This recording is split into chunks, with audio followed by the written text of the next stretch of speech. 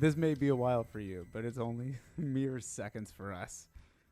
Here on Dying on a Hill, the podcast about marketing and advertising campaigns that either one person or apparently everyone put their neck out to see to fruition. This is part 3. The fallout of 1984 will not be like 1984, the commercial from Apple. With me again for the 3rd consecutive episode. The all-time, reigning, defending, undisputed, only guest I've had so far, Trevor Martin.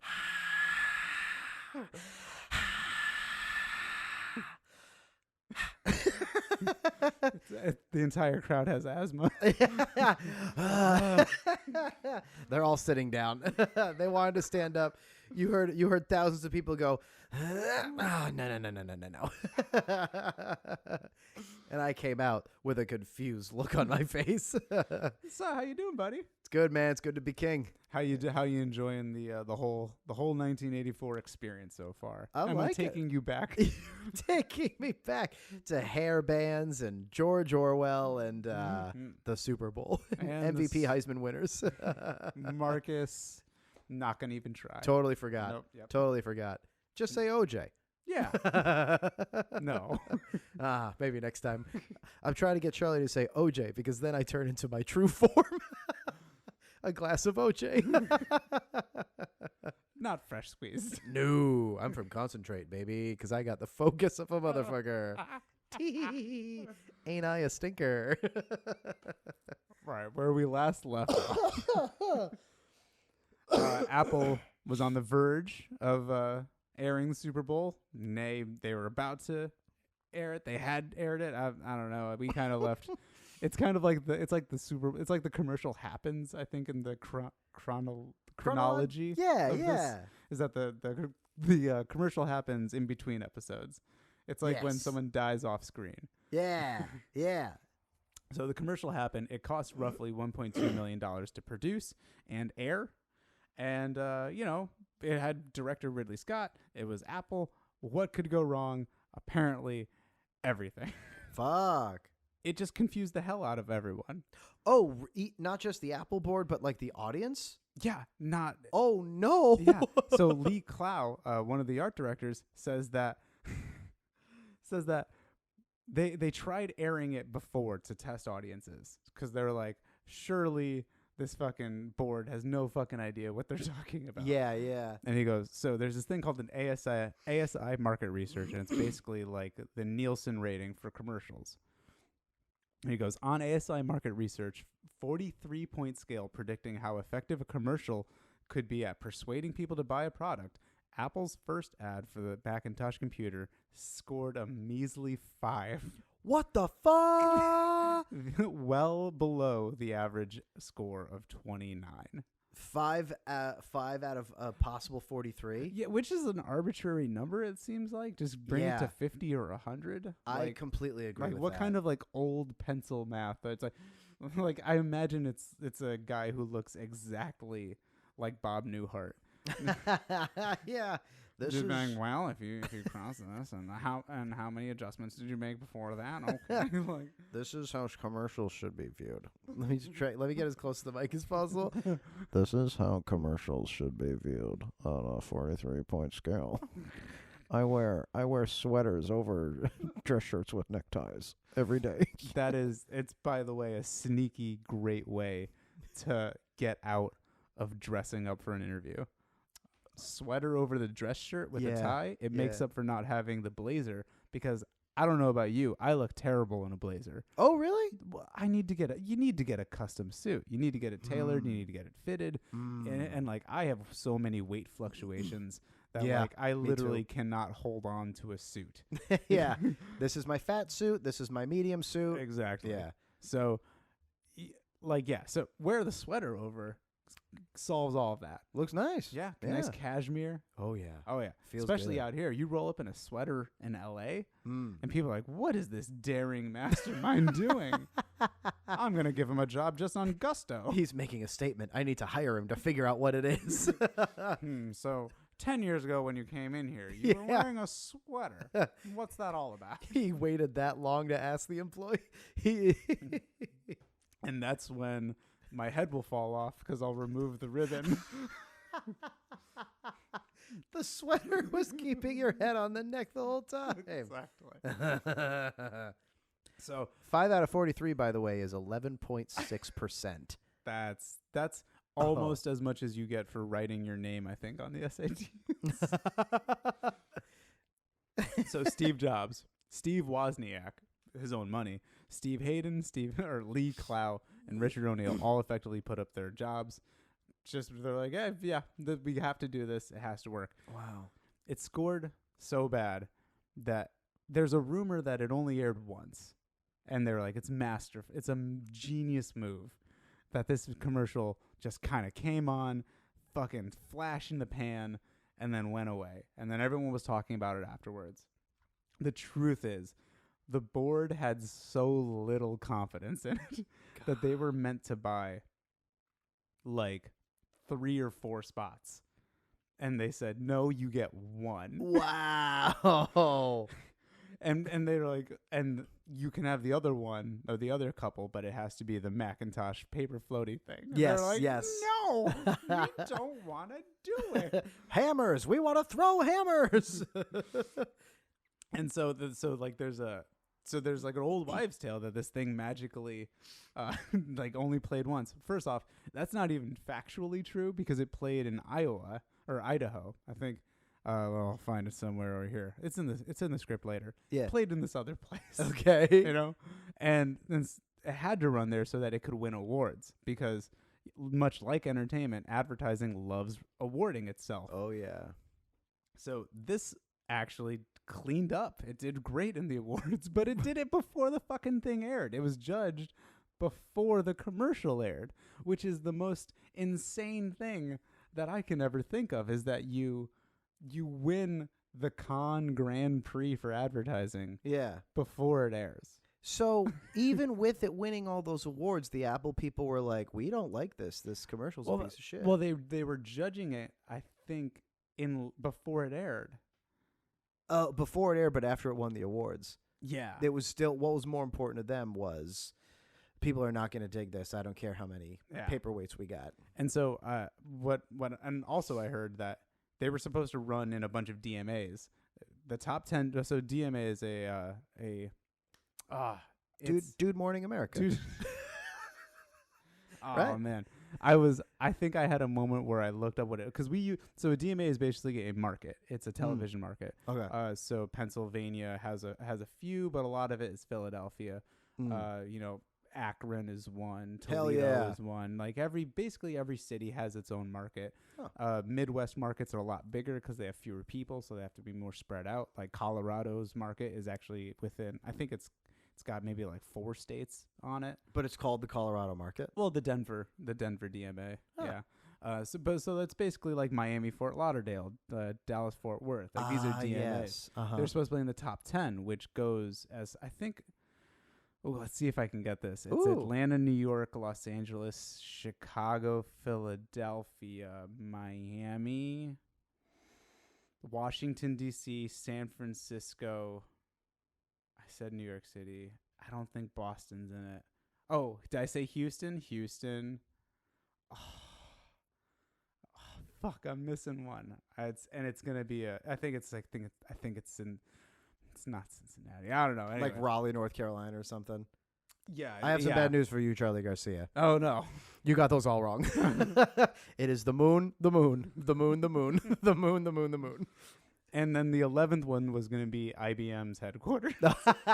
They bought in the market so IBM would be like, look at our fucking commercial. You fucking look at it. It's like John Oliver buying Fox News time in Washington. Like the dick swinging that goes on in advertising. Good Lord. I told you how I would drive. So I used to work in film marketing. And one of the thing in film marketing is like you'll just see a random billboard on like some street and you're like, why the fuck is this billboard on this street? It's because that's probably the street that the producer or the head of the studio drives to work. Yeah. And so there's this thing of like, I want to see a billboard on my way to work. Yeah. Like, and so that's why there's just really random like billboards. Or if it's like, we know these people are Emmy voters and they drive on this road a lot. Oh, so yeah. that's where we're going to put our for your consideration Yeah, stuff. that kink and Sunset is prime billboard space. Sunset's my favorite kink. that and fuzzy handcuffs on Sunset and Boulevard. Suede skulls. Yes, suede skulls, suede heads. Suede heads. Get out of here. I thought you were going with a Patrick Swayze Oh. thing when you said sway, because I thought you said Swayze heads.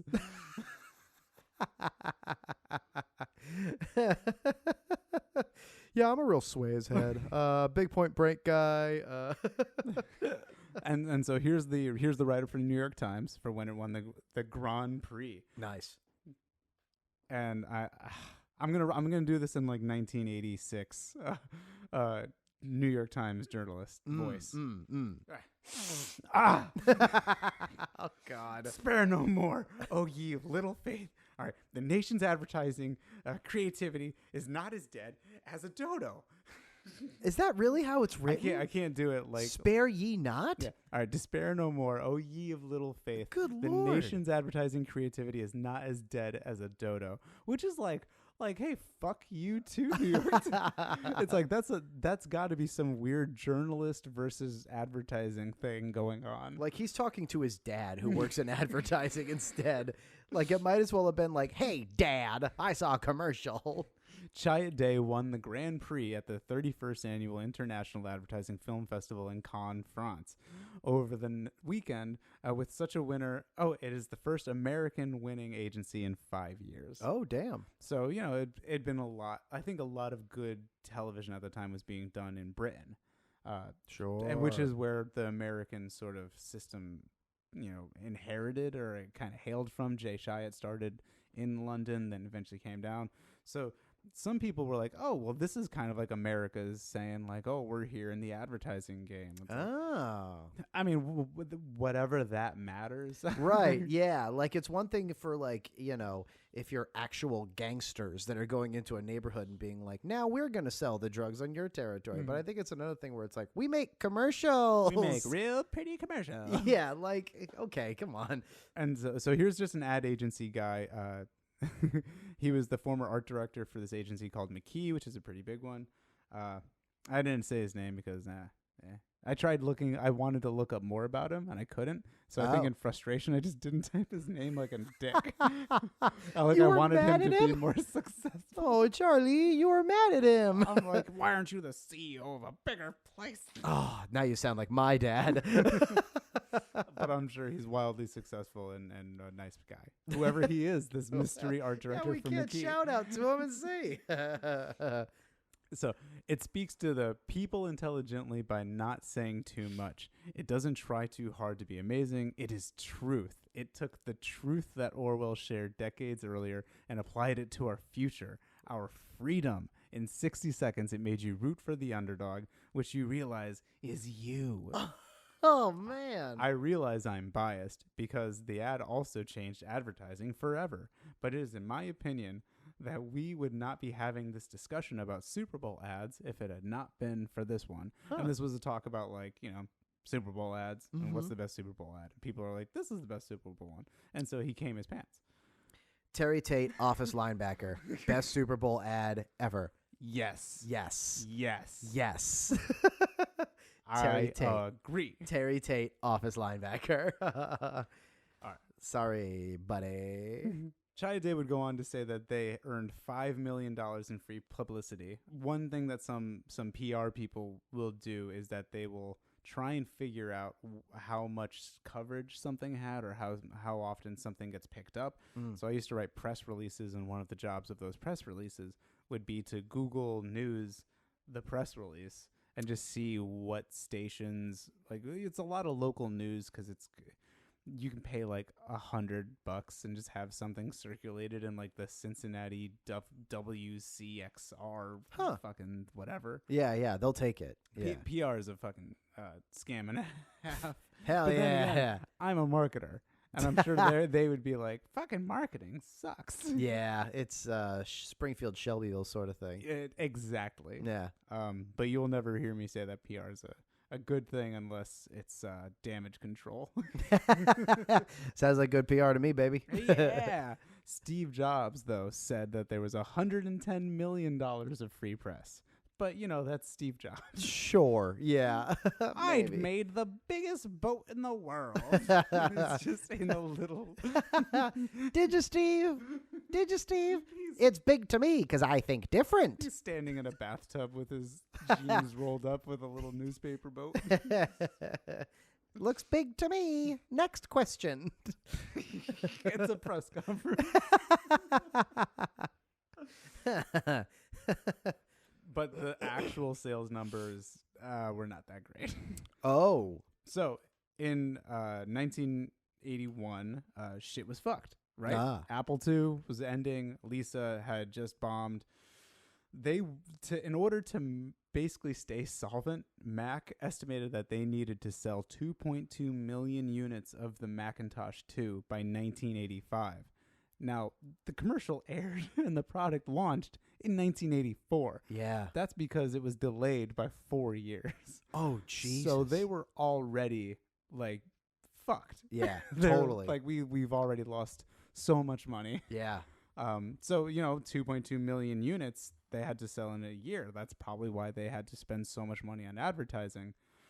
Yeah, they didn't do that. Yeah. In 72 days, they sold 50,000 units. 72 days, they sold 50,000 units. Yep. So bad. Yeah, not nearly. Let me do the math in my head. Bad. Here's what John Scully, the CEO, said about that launch, about the computer, and Was like it- you can the fucking like I didn't want to do this. Yeah. That He's pinching the bridge of his nose. Yeah, I imagine Jeff Bridges from that movie just perfectly delivering this. Like, this is such no, it wasn't my idea. He goes, it didn't do very much. We had Mac Paint and Mac Write, and they were the only applications, and the market started to figure this out. By the end of the year, people said, well, maybe the IBM PC isn't as easy to use or is as attractive as the Macintosh, but it actually does something which we want it to be able to do. Spreadsheets, word processing, and like database, like work. Like, we needed it to work. Yeah. Because like that's who afforded computers, the people who had jobs. Yeah. And they needed That they computers to needed do them. those jobs. Yeah. Instead of like painting. and so we started to see sales of the Mac tail off towards the end of 1984. And that became a problem the following year. Yeah, duh. And so one of the problems is that the Mac had this really small ROM drive. Like, I guess that's equivalent to like a processor these days, but like a very beta alpha version of it. And so because it was so small, really serious tech guys didn't want it because they're like, what do I need? I can't do anything. I literally can't do anything. Yeah, I can't. They're like, I want to make a video game. I can't make it on the Macintosh 2. It's too weak. Yeah. So they eventually released this thing they called the Fat Mac, but it was That was my nickname in high school. but it was the next year, and people were already like, eh. Sure. And so they lost so much fucking money. They eventually even released the Apple III during the Mac 2's lifetime. Wow. Yeah. So like they were like, hey, Steve, do you got another one in you? And he was like, sure. I mean, and that bomb too. From here on out, everything is just a bomb. So that commercial didn't really do anything. No. And according to an amateur Apple historian, Ken Polson, Amateur? it's a GeoCities site Oh man. that I will definitely cite. Uh-huh.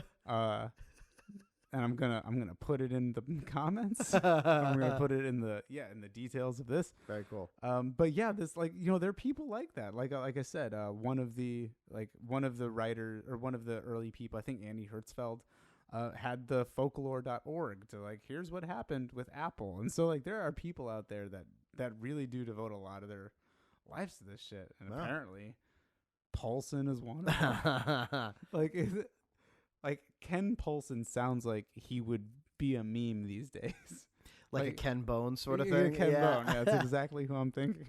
Ken Paulson becomes a national celebrity, and the next day you find out that he's really into like dogs and women having sex, like that kind of stuff. Well, hopefully Ken Paulson isn't like that. Well, Ken Bone didn't like that. Ken Bone, it wasn't that kind of creepiness, but I think he had some sort of like creepiness to him. Like he commented on porn videos that was like, my wife and I like to do this or something like that. Oh no, he's that guy. Some sort of guy. You can look him up. Yeah, I'm sure everybody knows. Like the reason why I cited him is he's the only place I could actually get sales numbers from. And so he said that they sold 275,000 in the first year, well below the 1.1 million they needed to sell. Yep. And to be fair, he said they eventually sold let's see. Oh, to be fair, I've read some sources that say it was actually like 200, 250. So 275 is a high estimation. God. And then there's even lower than that. Again, people love talking about what went right about this. Yeah. No one talks about what went wrong. It sounds like nothing went right about this. Exactly. Yeah. Good God. So they like to think that it was like the best fucking thing ever. And that it only ran by itself. But Apple actually, the board felt so unconfident about this commercial. They bought $2.5 million in Newsweek ads. You know how many ads that are? Is that the whole paper? It's the entire fucking magazine. They bought every space of advertising on Newsweek. Whoa. And they thought they were going to be featured as like thing of the year or something. Like they thought the MacBook was going to be, or the Macintosh 2? Yeah. Okay. Like I think they thought it was going to be like a feature or something. There was going to be like a really good review or something. In that Newsweek? I think so. Oh boy. I could be wildly wrong about that. Okay. But you're no Ken Paulson, I know. But it was 34 pages of how to use the Macintosh. So it was a manual. Yeah. Which is a lot bigger than one. Yes. Oh no. Oh God. And then and so John Sculley, CEO of Apple, he is the originator of the experiential marketing thing, which is Pepsi Challenge. Yes. Let's record some people enjoying our thing. Let's have people enjoy it, and that'll be worth its own weight in marketing. Yeah. So for Apple, he thought of Test Drive a Mac, which is a program where you could go to your local computer store and take a Mac home with you and test drive it. They saw 200,000 units taken home for a test drive. Oh no. And many of them returned in unsellable condition. What? What did they do? I don't know. They spill soda all over it on purpose? These things could be. I don't know how. I'm going to take this computer home and try to fuck it. But it's like a 1984 computer. It's got to be heavy. Like, it's got to be heavier than my TV is. Then they just dropped it. There's something, right? Oh, God. Unusable condition. That means they broke the screen or they dropped, like, tequila all over it. Like, someone was trying to draw boobs and just got real excited. So if that happens, if you test drive a Mac and you bring it back at unsellable condition, you've bought the Mac, right? Nope. What? Come on. So because of this epic failure of a program, remember, so as you know, Trevor. Yes. What do you have to do to get a local independent franchise to buy into a program? Force them? So they basically were like, yeah, we'll pay for exactly. whatever. Yeah. And it will cover the costs. That's the only way the store will do it. Yeah. Yeah. And God. This epic failure brought price from $1,500 to $2,500 to cover the cost of the broken fucking Macs. Yep. God damn it. You know this thing that isn't selling? We're gonna almost double the price. Holy smokes! And that goes to show you, like, how, like, I think one of the things I want people to take away from this batch of episodes is how expensive advertising is on people. Like, Yeah. so, I mean, you can say we need advertising. Sure, you need advertising to have. I won't say it. I'll stake my claim now. But there's such a thing where you advertise so much that you now are just paying for the advertising. Yeah. Or And paying to make up for the mistakes made in the advertising. Exactly. Yeah. Like, 200,000 units at $1,500 a piece. Yeah. And even if 20% come back broken, 10%, that's 10,000 units, 20,000 units, man. Oh, man. That's a lot of money. And then and so you have to fucking buy that Yeah, shit. money that you don't really have because your huge big swing at the Super Bowl commercial didn't really get you any money. And so here's Wozniak talking about the Mac. Now, he didn't work on the Mac. He's an Apple II man. Is this quote just, Steve really took over the project when I had a plane crash and wasn't there. Wait, what? Okay, so I guess he did. Goes to show how much I know. I was on a plane. I crashed intentionally so I wouldn't have to talk to my boss. So, yeah, apparently he had a plane crash and just wasn't able to work on the project anymore. So Steve comes in to save the day. Sounds like an excuse to me. I've used that at work a couple times. In my opinion, he wanted to compete with the Lisa group that had just kicked him out. Of course he did. Yep, that sounds like him. He liked to call them idiots for making it too expensive. Well, 1 megabyte of RAM back then cost $10,000 of today's dollars. So he made a cheap one, which was the Mac, and it was a really lousy, weak computer. This guy's throwing bombs. And he's like, this is my opinion. Because, I would like to think that a man like Steve Wozniak, who has stuck his neck out for arguably his best friend ever, Sure. so many times would be like, I can say whatever I want about this guy. Like, I offered to pay for his commercial. Right. So that bought me some truth. I can say some truth out there. I don't have to sugarcoat a couple things because you know what I've done for you, but buddy. We all need a friend like Steve Wozniak.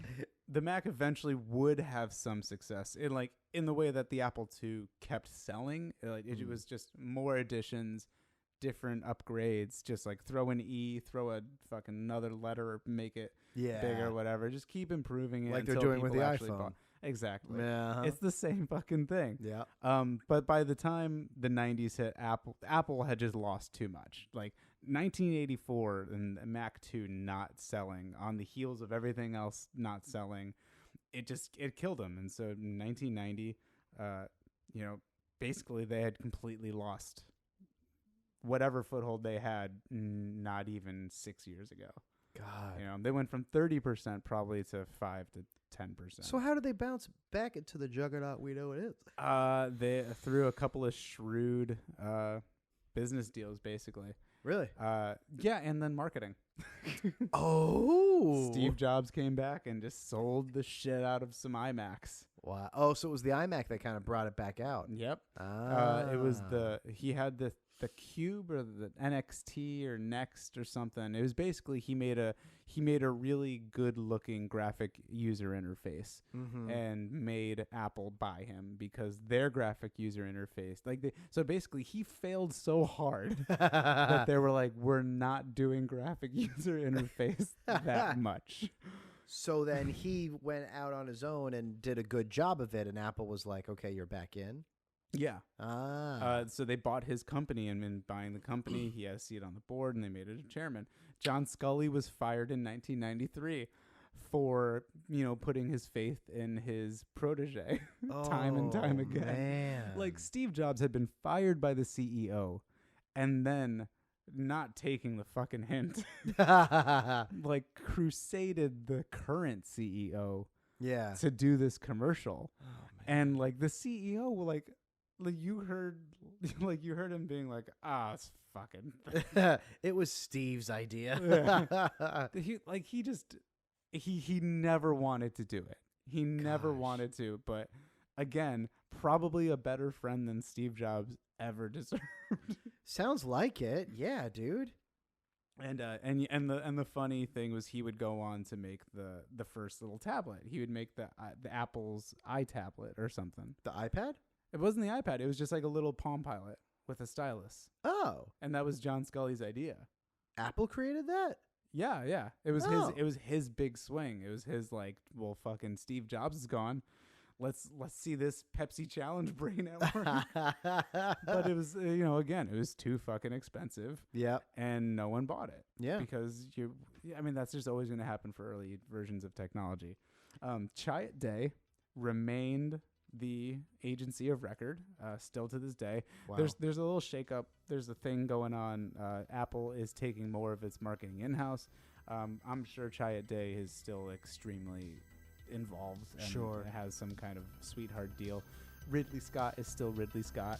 Indeed he is. He's still not making alien movies, but making alien movies. Right? Super weird. Yeah, like Prometheus is going to be its own thing now, but it's not. But it will be. But it is. But it's not.